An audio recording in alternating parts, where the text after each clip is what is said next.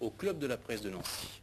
Arrivé à la SNL en septembre 91 en tant que directeur général, Hervé Gors est débarqué le 11 janvier dernier dans le cadre des compressions budgétaires.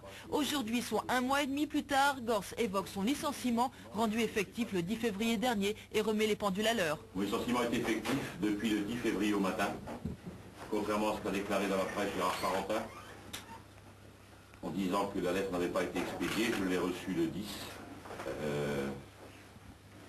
Qui prouve certaines manières de procéder qui ne sont pas forcément celles que souhaite la morale. Au cours de sa conférence, Hervé Gors mettra directement en cause le président Parentin à l'origine de son licenciement qu'il qualifiera de non recevable sur le plan économique.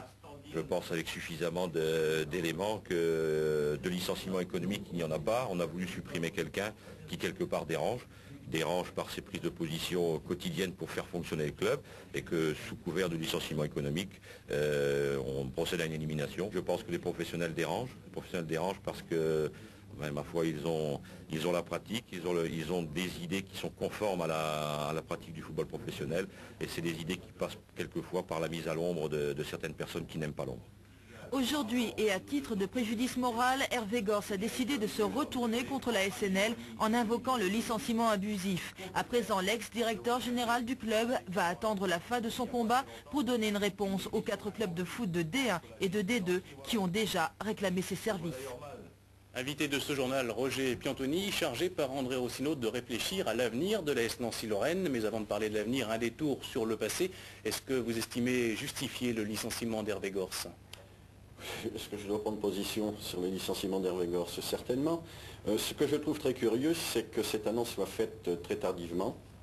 Ces déclarations du moins celles d'aujourd'hui. Et d'autre part également très curieux de certains propos qui sont tenus.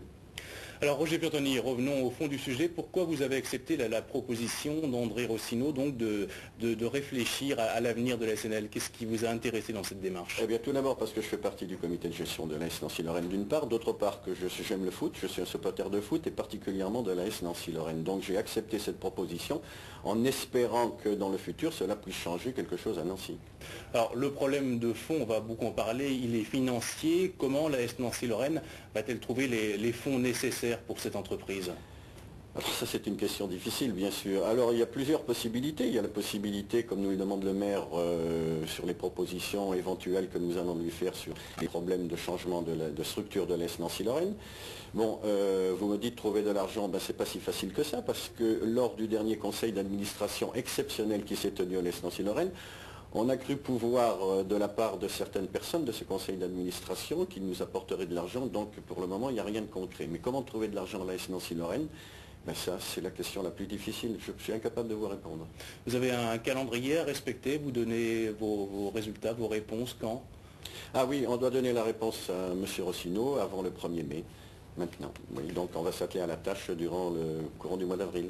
Alors sur un plan purement sportif, l'AS Nancy-Lorraine avait bien débuté son championnat. Aujourd'hui, cela va moins bien. Comment peut-on expliquer cette stagnation dans les résultats? Je suis content que vous me parliez un peu de football, hein, parce que jusqu'à présent, on a dû parler que finance, qu'argent et tout ça. Bon, en ce qui concerne... Ça fait du bien de parler de football. Comment? Ça fait du bien de parler de football. Vous ne pouvez pas savoir. Et je dois dire que les bons résultats enregistrés par l'AS Nancy-Lorraine, donc c'est qu'elles ont la possibilité, ces jeunes de l'AS Nancy-Lorraine ont la possibilité de le faire.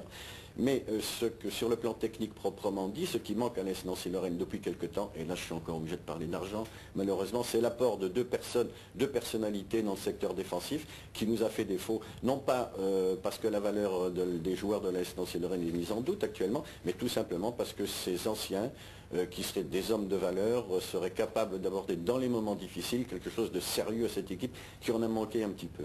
Merci Roger Piantoni, grand hommage à...